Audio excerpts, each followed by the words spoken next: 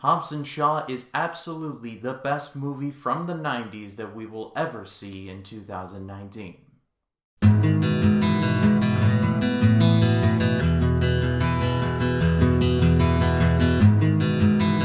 Hello everyone, my name is Ryan Cam and welcome to my review for Hobbs and Shaw, or Fast and Furious presents Hobbs and Shaw. This movie was directed by David Leitch, the director of Deadpool 2 and John Wick 2, and it stars The Rock and Jason Statham. The plot of this movie really doesn't matter, but there is a small semblance of one, so it basically goes like this.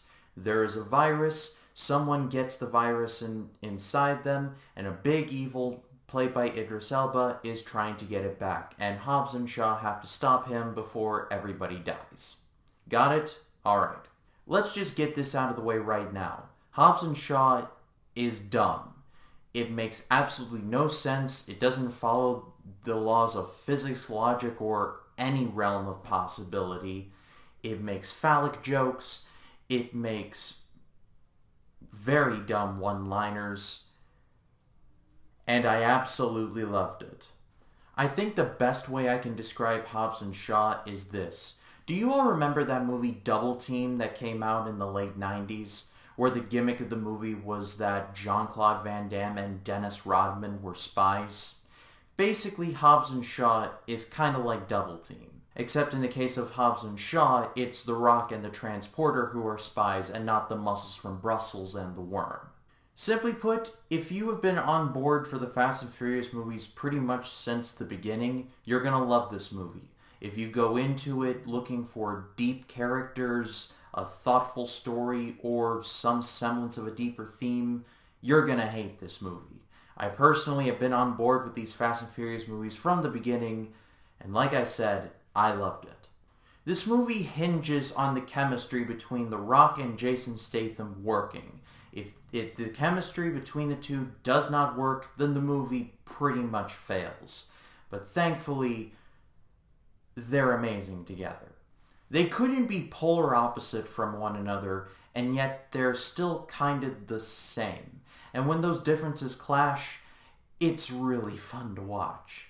And I also have to give my props to Idris Elba. I am an unabashed fanboy of Idris Elba. I love him in stuff like Luther. I loved him in stuff like The Office, where he was very much the worst replacement of Michael Scott, but I love Idris Elba. He clearly knows what movie he's in, and he is having the time of his life. In the movie, he basically calls himself Black Superman. I'm Black Superman. And I have to respectfully disagree, because he's more like the Black Terminator. I mean, he's got a foreign accent, he drops one-liners, he's made out of metal. He's the Black Terminator. Come on now. The Rock actually says it in the movie. We're fighting the Terminator. The action of this movie was pretty well filmed. Like, David Leitch did the action for John Wick Chapter 2, which was very well made, and it was very well made here. The CGI does look fake in a couple of scenes, but it's involved in the action scene, and whenever the CGI does look kind of fake looking, it's kind of done in an action scene where if they used real stuff, it wouldn't work. So I will allow it. Probably the fakest looking effect in this movie is when Idris Elba's bike basically de-transforms as he's going along with him, and the motor's still going and it catches up with him, and Idris jumps on with it and transforms it back into a motorcycle. It's basically like a collapsible motorcycle. It was incredibly fake looking, but it looked cool, so the coolness factor kind of negates it. With all of this in mind, if I had to have one big problem other than the obvious ones that I mentioned, is that I think this movie is a little too long. I think you could have cut out a certain portion of the action, like, entirely, and it would have made no difference. There are two action scenes, one that takes place in the Ukraine and one that takes place in Samoa. I think you could cut out the Ukraine portion entirely, and the movie would have been no different. But at the end of the day, Hobbs and Shaw is pretty damn great. Like I said, this movie's big, this movie's dumb, this movie makes no sense.